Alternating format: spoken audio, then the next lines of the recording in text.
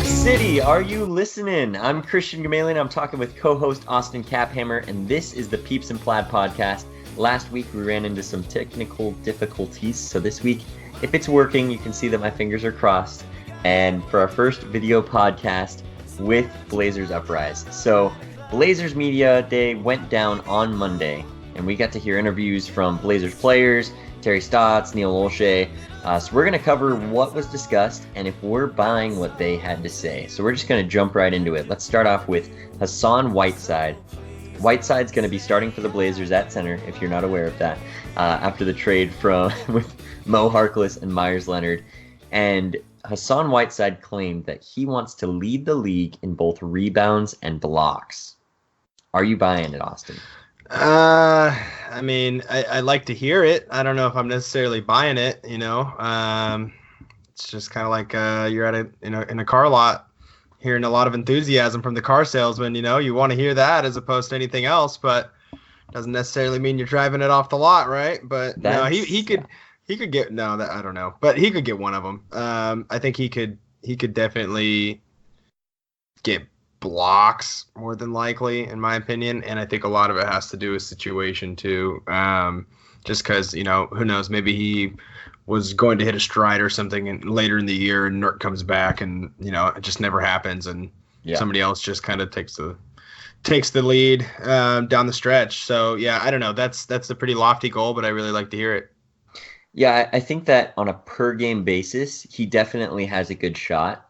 I think. I don't know that he'll get enough total to do so, especially after Nurk gets back, and if potentially he were to get traded.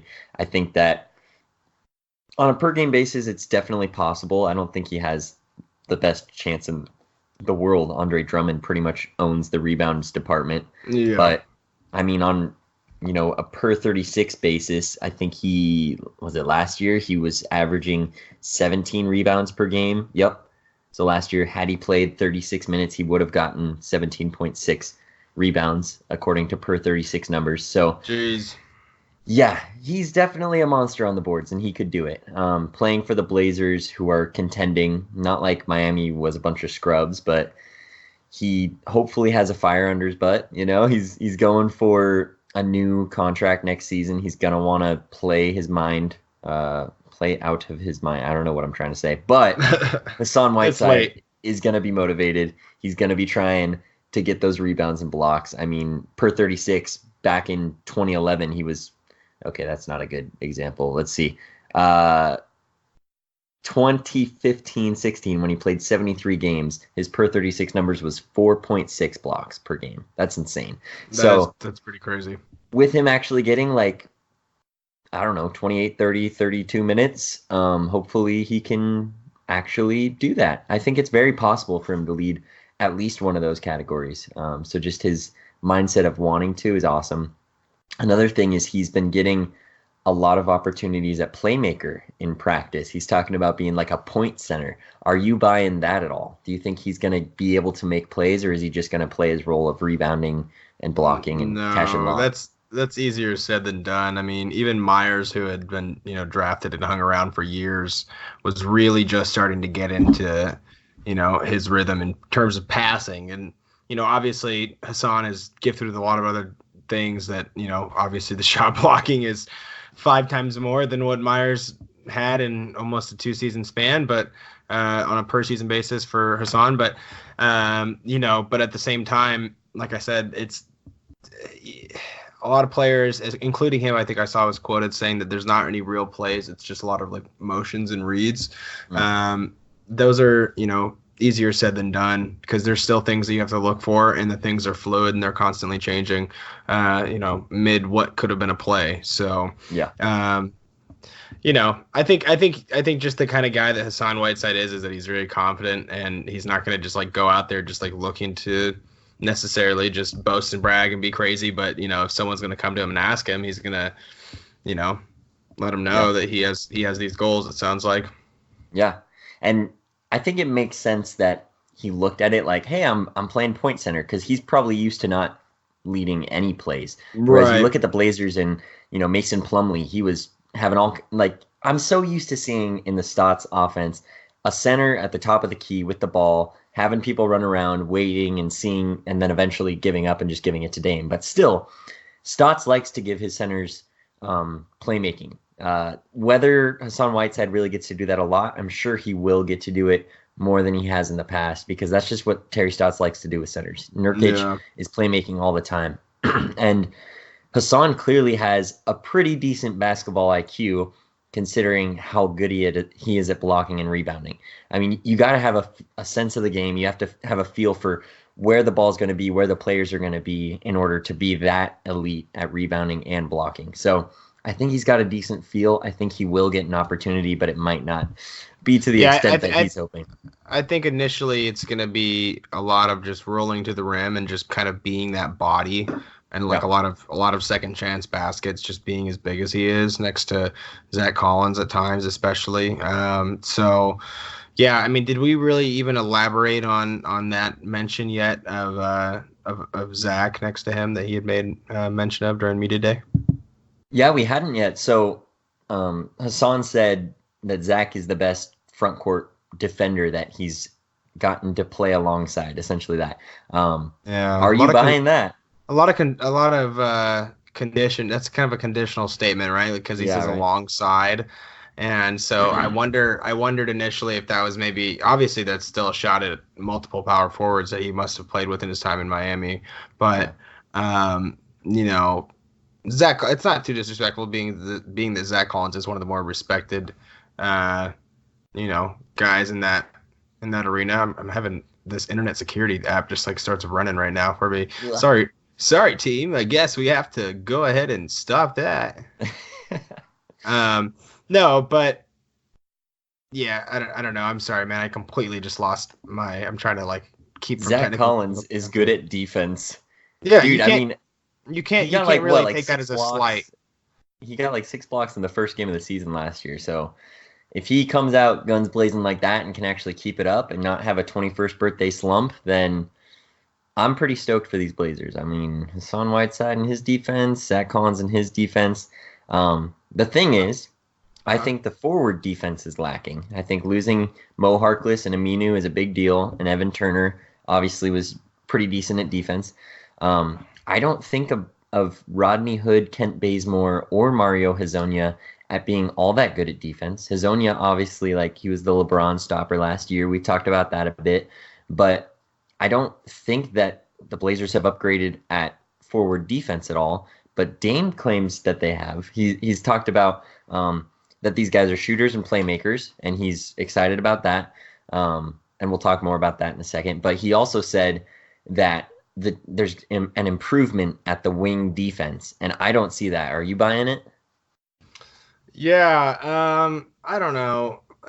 I think Chief was pretty solid. Obviously, Mo was really solid when he was healthy. But Baze is a pretty athletic guy. I think he's definitely a little bit shorter, I want to say, than each of them. Yeah, but he's still an athletic guy. He can guard some of those smaller wings pretty well. And then Rodney is a little bit of an underrated defender, and he's really lengthy. And then, as long as they're not too small, and at that point, Zach probably wouldn't guard him. But even on the larger side, for like a 4, like Millsap or somebody, I got no problem with Zach Collins being on Paul Millsap. I mean, obviously Millsap is going to get his 10 or 18 Millsap or 20 something, but us in the playoffs, dude. But still, I mean, a lot of teams aren't really necessarily able to say they have a solid option to defend that, like that caliber of a 4 every night in. But like I would say, I would probably not buy it for the time being if we're talking about being present for that Mo is healthy. That kind of just is a different condition. Yeah. I think we just have a variety of wing defenders this year. Yeah. And I watched the majority of the interviews that I had watched in recapping media day was actually I watched a decent portion of Olshay's, and he was just talking about the depth in the team, and that's just really interesting. They made a lot of statements. I don't know, maybe I'm just being a critic here, but I don't know how comfortable I felt about a couple of these statements just coming out on day one. Uh, What you got? I didn't. Did you hear? I mean, did you hear any tribute to Mo or Aminu? Was it weird, or is that like a media day thing? Hey, we're moving forward. But I didn't hear anything like, hey, we just want to first off thank our old players that we've lost or anything. Did you hear it, or did I not watch enough? I don't know if that's even a thing. Like, I feel like maybe I like just feel like when I feel like that LeBron should leaves be the Heat or something, they're like, hey, like, okay, obviously we lost LeBron. It's a different team this year. But I don't think that's really something that they do all that much. I don't know. Yeah, I don't know. I don't know. Maybe yeah. I mean, obviously on the outside looking in, very far outside looking in, but But um before we move from Mo Harkless, did you see the clip from the oh yeah, Clippers yeah, media yeah. day? Yeah. So good. Patrick Patterson, who was on the Thunder last year, he's like, yeah, it's just like a myriad of like internal problems that led to the downfall of the Oklahoma City Thunder. And Mo's just like, really? Like, dude, it was so funny to watch him react to what Patrick Patterson had to say. Because Mo's like, yeah, we're teammates now, but we know it went down differently last season. Yeah, It's so funny. he was quoted as even saying it's like a touchy subject with Paul George. Like he doesn't really Mhm. like talk about it in the I'm like Yup. this is kind of funny that like Mo doesn't really care. He's like, "Oh, we don't talk about it, but I'll tell the press that we don't talk about it." Like, okay. So good. So good. I love Mo Harkless. I don't know. I'm a big fan of his. I've been But I mean, saying, did you how could you watch beat Mo Harkless for years? Let's be real. well, now you're gonna have to talk about some more Mount Hood puns with Rodney Hood. I guess so. I like Rodney. Rodney's cool. So one thing I wanted to touch on, Dame and CJ are both really high on Kent Bazemore. This is a guy who I felt like he fit the team a little better than Evan Turner, but I'm not all that high on him. Uh, CJ talked about like he gave him a test. He's like, hey, show up at 6:15 for the workout, and he's like, I was testing him, and he showed up, and everyone's just sounding super impressed with Kent Bazemore. Do you think that he's going to have a big role on this team? I don't think he's going to start. Rodney Hood's probably going to be starting. What do you think? I think you'd be surprised, and when Atlanta was really doing well a couple seasons ago, he was definitely one of my favorite players to watch, and I'm really excited to see how he kind of fits our organization because we do need a slasher or two. We have a lot of guys. I mean, Dame obviously has it in his game, and CJ's starting to finish a little bit more at the rack, but Rodney can do it on some of the smaller matchups. But a lot of these guys do. I don't want to say settle, but they're elite level jump shooters, so they don't necessarily always get to the rack. So when you're spreading the floor like that, and then you have guys like Zach Collins, who also spreads the floor or is really low in the paint, along with Hassan, where there has to be the one or two guys that just go to the basket, like almost, he'll still spot up this season. And he even admitted, I think, here in recent weeks that he had one of his most poor 3-point shooting seasons last year. But I mean, he's an elite level speed, get to the basket slasher, and I think we're gonna need a guy or two to do that this year. Yeah, and Dame was saying that in practices, he's going up the court and he's not having to have the ball in his hands. He's got other guys who can distribute, other guys who can shoot and play make. Those were two things that he brought up. Are you buying that we have better shooters and playmakers on the team than we had last year? Yeah, yeah. I mean, I would say that Anfernee, from what I've heard and read this offseason, is clearly developed and was already pretty naturally gifted, even by Olshay's admission. But then there's Rodney. Obviously, that re-signing, I think he's not going to be the same athletic defender that Aminu or Mo Harkless either were, but he's gonna be that better. What were the two adjectives again? You said a shot Scoring creator, and playmaking. scoring and playmaking. Yeah, I think that I would say that most of these guys, Bazemore, I don't know if I could speak to that on his most recent season, but I would say at their peak, Mo had a couple good games last year, man. That's tough. That's tough. Yeah, but to me, when Mo would get the ball, I was always like, please don't dribble. Please don't like hold on to it. Like you better Right. be about to shoot if you're getting the ball with Mo Mhm. Harkless. And I'm a big fan of Mo Harkless. So to me, it's like, yeah, I could see that Rodney Hood and Kent Bazemore have a little more playmaking ability, and they're known as shooters. Obviously, to me, there's a setback in defense compared to Mo Harkless and Aminu, but I think it is fair that hopefully the Blazers can emulate the Spurs a little bit. The Spurs just always passing, always have the ball moving Yeah. instead of just like Dame has it and hope the pick and roll works out. Like if you Yeah. can just keep the ball moving, like that can be great. If Dame can get more catch and shoot, he was talking about that in practice. He can get some catch and shoot threes. That's something And that and and Stotts was quoted saying that he wanted to get more threes this year. Did you happen to read that? yeah, that would be Yeah. awesome. I'm all for more So threes. he said he wanted to get more threes up this year. So, and I think that, I mean, I think an interesting bet or prediction we could make is how many threes, if any, Hassan's going to get in the year. I mean, has he been known to get some of those spot up corner ones? Because I mean, obviously, I've seen these workout videos of him, just kind of going. But I mean, I don't think that that's really his game. I don't. You'll see in a minute why I asked that. He has made 4 out of 18 attempts in his career. His But career, okay. but he attempted 0 throughout his first 5 seasons, and he attempted 2 seasons ago and 16 last season, only making 2 out of 16 this last season. So That's he's pretty gonna terrible. shoot 3-pointers, and he'll probably make at least one. But the question is, do we think that's something he's gonna What's do the over regularly? under on that? I mean, I'm gonna say that he makes. I'm gonna say that he makes 4 this year.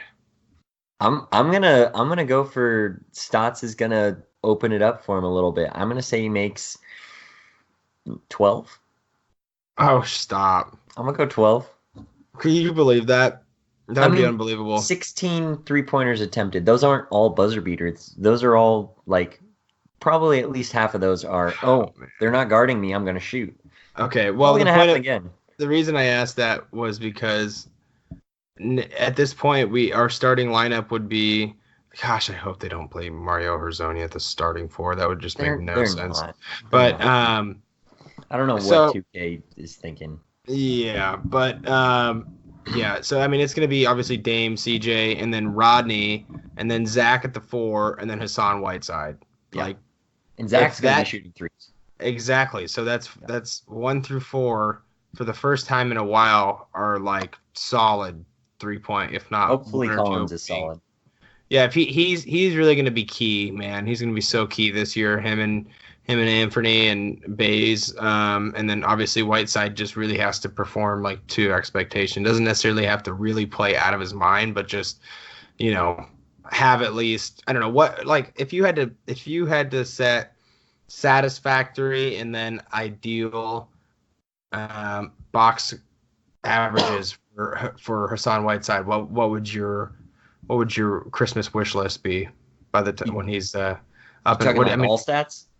Yeah, I mean, well, just like through this year when he's hit his stride, what he's averaging a game in points, rebounds, assists.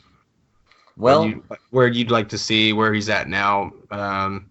You know, I would like to see him pretty similar to what Nurk was doing, but obviously more in the rebounds and blocks department. yeah, So, I mean, ideally for me, I want Hassan getting like 14, 15 points, like 12 plus rebounds. The more the merrier.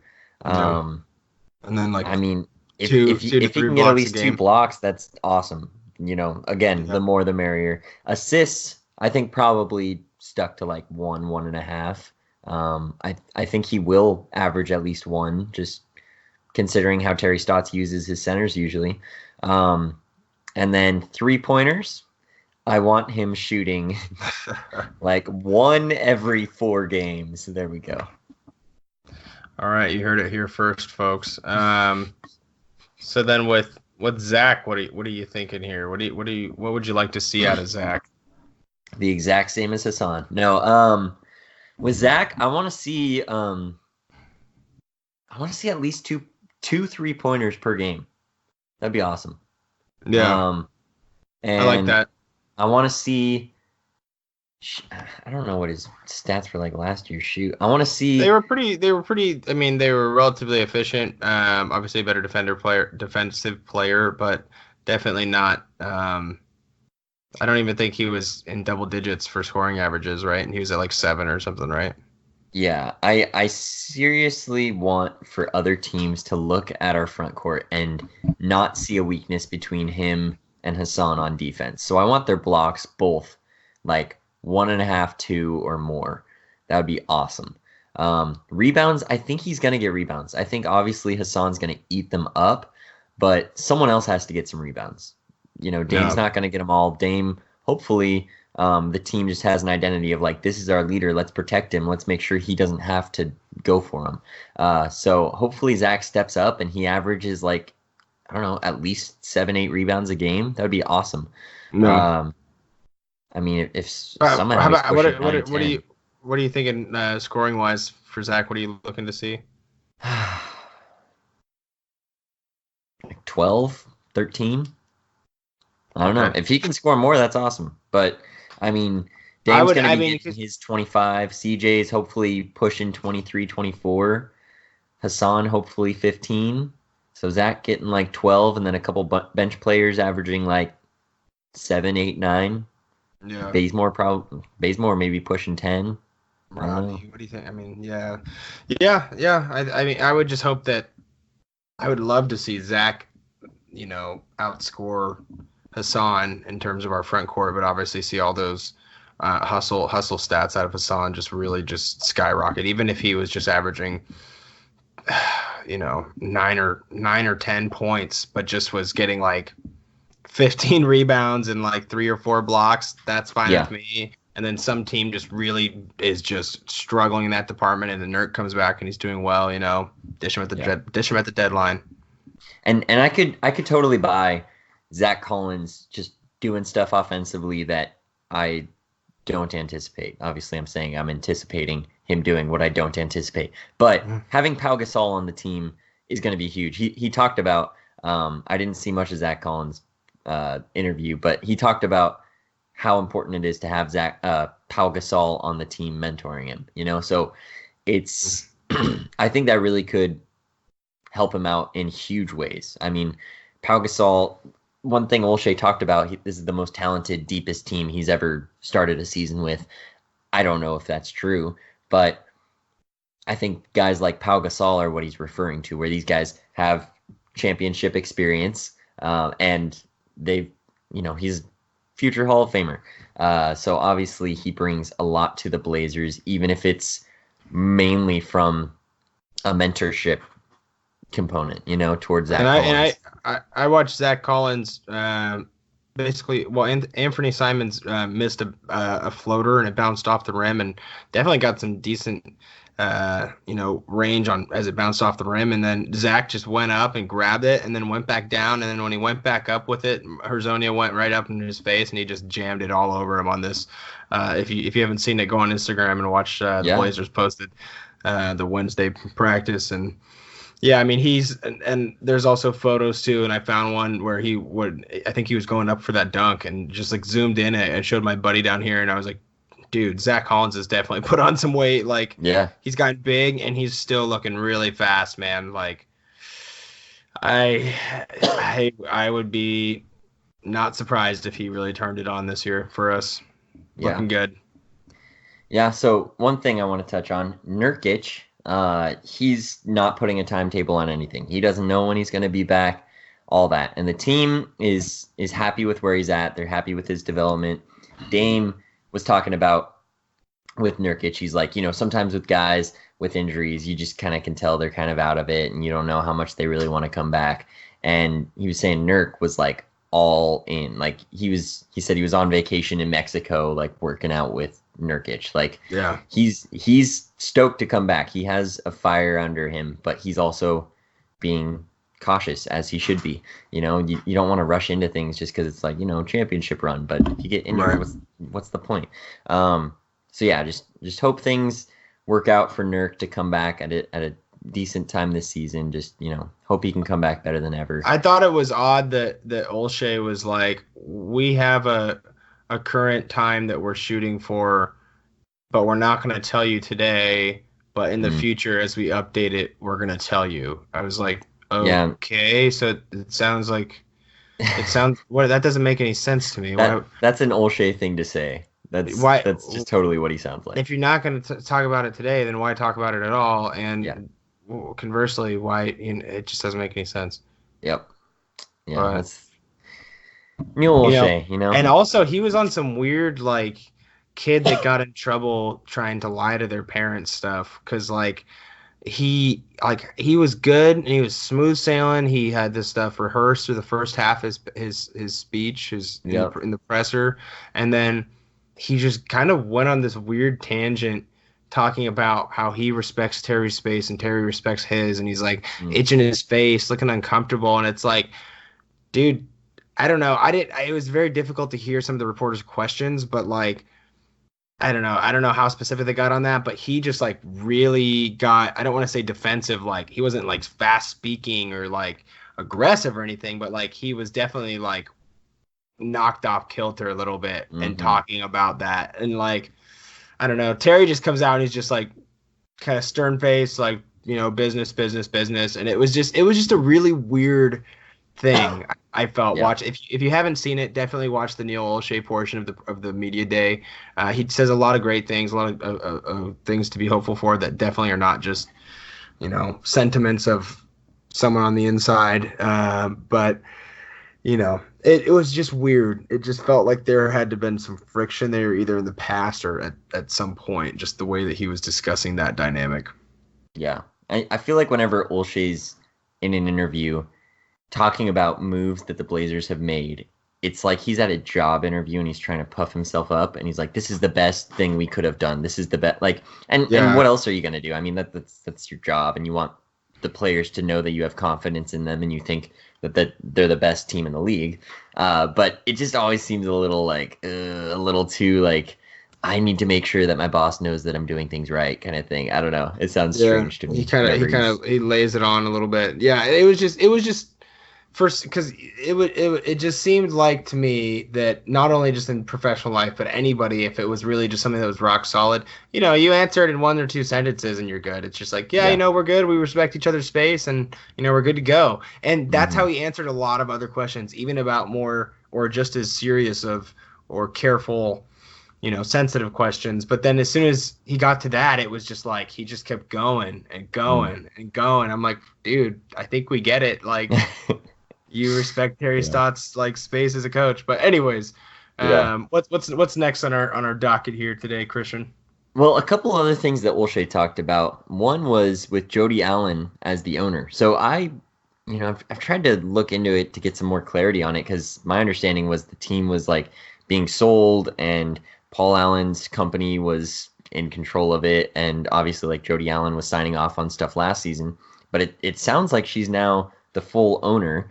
I'm not totally sure where that exactly stands. And she said, did you see the quote I think I saw where she said, I want to win a couple championships? That's what I was going to bring up. So Olshay said, like, she went in front of the board of governors or something and the commissioner said, hey, what is your plan with the Trailblazers? She's like, to win a couple championships. It's like, love it. I love it. Dame, I love how in Dame's portion of the media day presser, he sits down and like, he literally just sat down when I scrolled through the YouTube video to that portion, and like in the first two sentences, he pretty much says like, because we want to win a championship. Like he manages to get that out in the first like seriously 2 minutes, like, and that's just the kind of energy that it seems everybody's talking about. It's so weird to hear out of the locker room, and I think it's very well timed. Like, we haven't really heard that in the past, like in like a almost, I don't know. It's the way that sports, feels tangible, right? Yeah, like it's sports. So everyone especially like look at quarterbacks in the NFL. It's like, I'm the best, and then it's like 2 years later, the guy's like, there's like a 2 or 3 year range for your prime speed as a quarterback, and then you're like, yep. But everybody's always just so like you're always trying to but the fact of the matter is, if you do want to compete at that level and be that guy, you have to believe that, and so kind of see that a little bit. Yeah. So Dame was saying like, our our mentality after last season, our mentality is championship or bust, essentially. Like, I don't think it was really that, but our posture is we're going for a championship. And Yeah. Jody Allen said that, and Neil Olshey kind of acknowledged, like, yeah, we made it to the conference finals, and Jody's kind of a results-oriented person.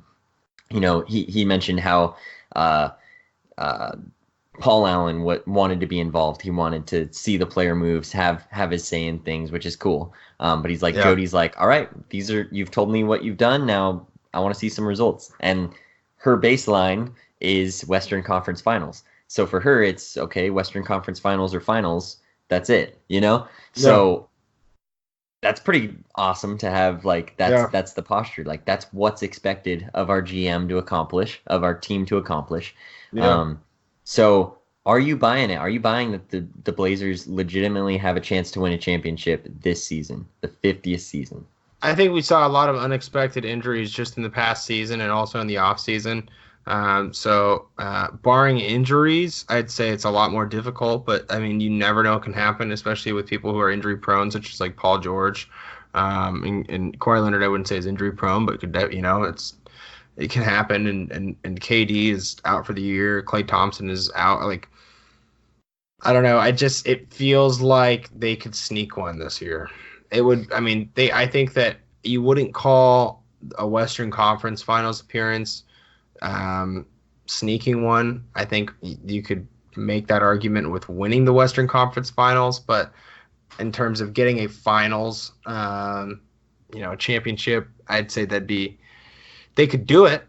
Yeah. But it'd be sneaking it as a finals championship this year. Yeah, I mean, for me, I think they legitimately could do it. I don't, unless if a big trade happens at the deadline, which I'm hoping for, then that changes the outlook for this season and next season and so on. But as far as like last season, this season, next season, to me, it's like this season might be the best chance, because last year we've heard a couple guys say that, like, the Blazers, if Nurk hadn't gone down, they think they would have won the finals, that kind of thing. I think one of the new players said that in their interview, and it's like, yeah, you're kind of trying to just sound like you're a homer, but probably still, Homer Herzonia. I'm tired of this man, but anyway, sorry, continue. yeah, but really, I was like, last year I was so dang stoked, and when Nurk went down, I was so sad. I was like, are you serious? There goes the season. Like, and really, I mean, we made it to the Western Conference Finals. It was an amazing postseason, but you didn't win. And they really did have a shot with Nurkic. They really did. To have Enes Kanter coming off the bench, to have all that, like, the team was so good with Nurkic last year. So this year, I mean, in a lot of ways, I've argued that there's a slight step back from last year, but still, you still got Dame CJ. Hopefully Nurkic healthy and ready to play by the time playoffs come. This team is still super good at three positions, and you got Whiteside, you got developing guys. I really think it is a championship contender. I don't think it's the favorite. I think maybe even not like fourth favorite, but I do think that the NBA is open enough that the Blazers have a pretty dang good shot, if things work out well, to win a championship. It's going to be hard to defend Kawhi and Paul George. It's going to be hard to defend LeBron and Anthony Davis. It's going to be hard to defend Antetokounmpo if you make it to the finals against him. But I really think the Blazers do have a shot.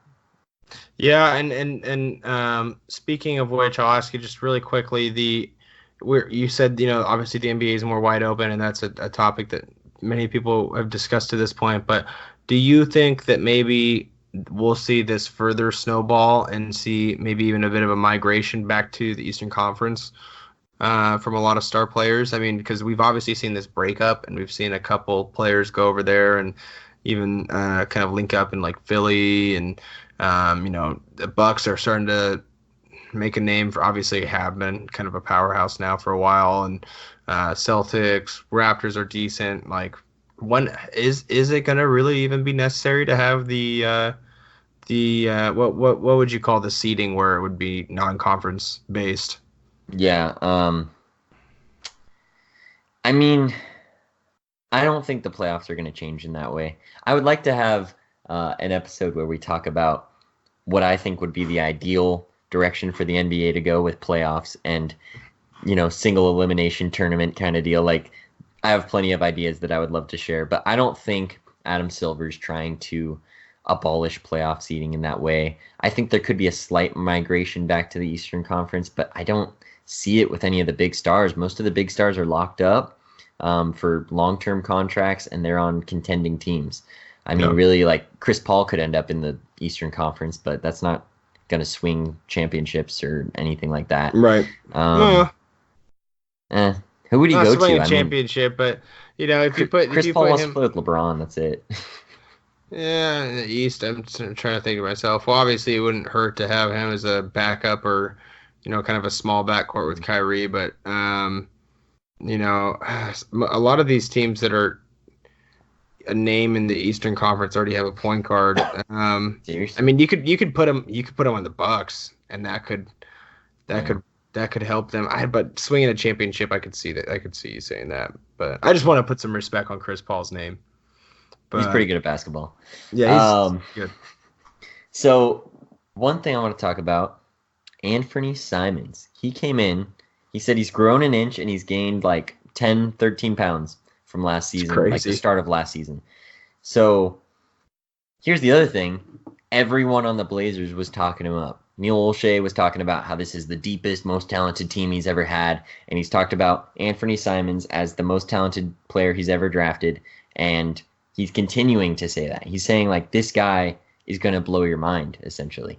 Yeah. Are we buying that whatsoever? You think Anfernee Simons is going to blow our minds this season? I think I am, and I think he already has. And I think that if you just look at his body last year, he just had one of those bodies where you're like, yeah, he's not even close. He's not even close to being done growing, bro. I wouldn't even be surprised if he ended up being just like an undersized wing, basically, like.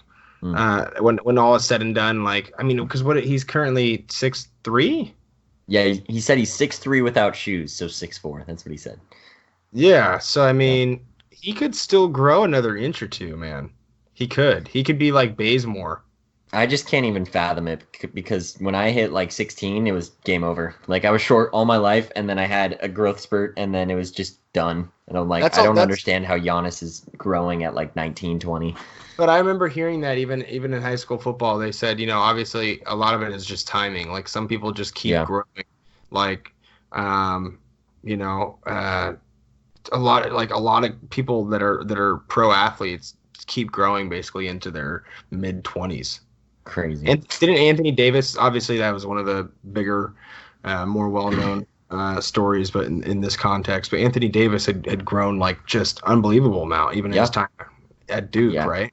It was mostly in high school. Like, he was a point guard going into high school, and then he ended up having a huge growth spurt. So that's why he's viewed as being so good, is he has the physical stuff while also having to, compensate for his height growing up and having to acquire those skills. And CJ is similar, where CJ was tiny for a long time and he had a growth spurt. So, if he hadn't had that growth spurt, he's probably not going to be in the NBA. Yeah. It's just, that's the luck of the dice on that one, and luck of the Irish. The luck of the Irish. All right. Anfernee Simons, I'm pretty stoked about. I've talked before about how I just don't see him on the Blazers long term. Like, it just doesn't make sense to have Dame, CJ, and Anfernee if he is as good as they say. Like, CJ's got to go or Anfernee's got to go sometime in the next couple seasons, because Anfernee's going to want a big contract. It would be CJ, because you could get some serious pieces for CJ in his third or fourth year if they take an option and trade him in his like fourth year or something like that. Like, you could get some serious pieces and then build around Zach Collins and old Dame and Anfernee. Like, we got to be thinking long term, man. Dude, I'm stoked for this season. Yeah. Any other things you want to talk about? Oh, one thing I was thinking about while we were talking about something half an hour ago. Yeah. Kent Bazemore, in his pictures, he looks so like skinny. Like, his legs look skinny. I'm like, this guy, like, I'm not feeling good about him defending some of the bigger forwards in the league. I don't know. Maybe that's just me. Yeah, I mean, they'll probably just play him at like a two or when they have smaller threes. Yeah, and Dame's saying that he feels good about like the the defensive forwards that they got. I'm like, I just don't see it. I don't know. I mean, I feel good about the team. I think Rodney's going to surprise you personally, but that's just. I hope so. I've been high on Rodney Hood. I remember back at Duke, he played behind Jabari Parker, and there was all this talk about like if Jabari Parker wasn't here, Rodney Hood would be lighting it up. And then he went to the Jazz, and it was the same thing with Gordon Hayward. Gordon Hayward was there, and then Rodney Hood went to Cleveland, and it's like LeBron left, he's gonna show up, and it didn't really seem to be that way last season. Luckily, the Blazers got him. I'm high on Rodney Hood still. I thought he had the potential to really be a star, and so hopefully, I think he can still have a career year, and definitely he's playing well. So, anything else you wanted to chat about, my friend? No, I mean all these players are stoked to be in Portland. Rodney was talking about he just was so glad to stay in Portland. Bazemore stoked about Portland. Hazonia, like you've said, seems to be kind of laying it on a bit, but he's stoked to be in Portland too. He's wearing Drazen Petrovic's number of 44, so that's pretty neat. Yeah. And Hassan, of course, he's got shooters, dude. So we got shooters. All right, everybody. Well, thanks for listening. And definitely stay tuned. Christian, do you happen to know the date here for the first preseason game as you eat your pot pie? First preseason game. Hang on, I got it on my phone because I got tickets. Actually, well, for the Denver Nuggets Memorial Coliseum game is October 8th, I believe. Wait, what? In the next week? Yeah, dude. The NBA season is starting in 20 days. Isn't that insane? What? And by the time people watch this tomorrow, it'll be 19 days. Oh my goodness. That's crazy, dude. I graduated, finished my degree later last year, and just been working so much. I sometimes I don't even check up on stuff like that, and then it's like, oh, here we are. It's October. So, seriously. But we're gonna be right in that sweet spot where my girlfriend is telling me I need to quit watching so much sports because I got NFL and NBA going on, but dude, no, it's okay. So we're gonna watch some. We're gonna turn her into a Blazers fan. Right now, she's still ripping that purple and gold. I don't know what that's all about. But yeah. Although my fantasy football team name is Lackamus Lakers, so there's that. But speaking of which, I'm still undefeated 4-0. Dude, I'm 4-0 in my money league where it matters, and I'm wrecking. If you want to see my team, it'll blow your mind. You want to tell the good folks of our audience what you threw down there on that money league and what the potential pot there is? Okay, so I don't know what the pot is because we were talking about like, oh, we have draft parties and all that, so some of the money's going to that. But we put in $35 each. So okay, get some money. Nice, man. I'm the only undefeated, and then everyone else is 500 or worse. No one is 3-1. Everyone's either 2-2 or 1-3. I'm like, all right, I'm gonna wreck. That's pretty solid. So yeah, Blazers got Memorial Coliseum against the Nuggets October 8th, next Tuesday. So less than a week away, and then home opener against the Nuggets on October. Why can't I find it? October 23rd, Wednesday, October 23rd. I'm skipping youth group. I'm gonna be at that game, and if you are at that game and you're watching this right now, we got to meet up. Hit me up. Yep. Hit him up. All right, everybody. Well, yeah, thank you. I believe to Chimney for still providing us with some of the tunes right now. Go and check them out and follow them on Spotify. Follow some of their music. I believe they have an EP on there. Once again, it's Chimney, CHIMNEY. It's my good friend Thomas Hudson's band. And then, of course, subscribe and like us and all those diddly doodads on the streaming platforms like Apple iTunes, Run away with Google Podcast, out from your Spotify, whatever shackles, I'm breaking you free. right now. So, yeah. It's all plain to All right. see.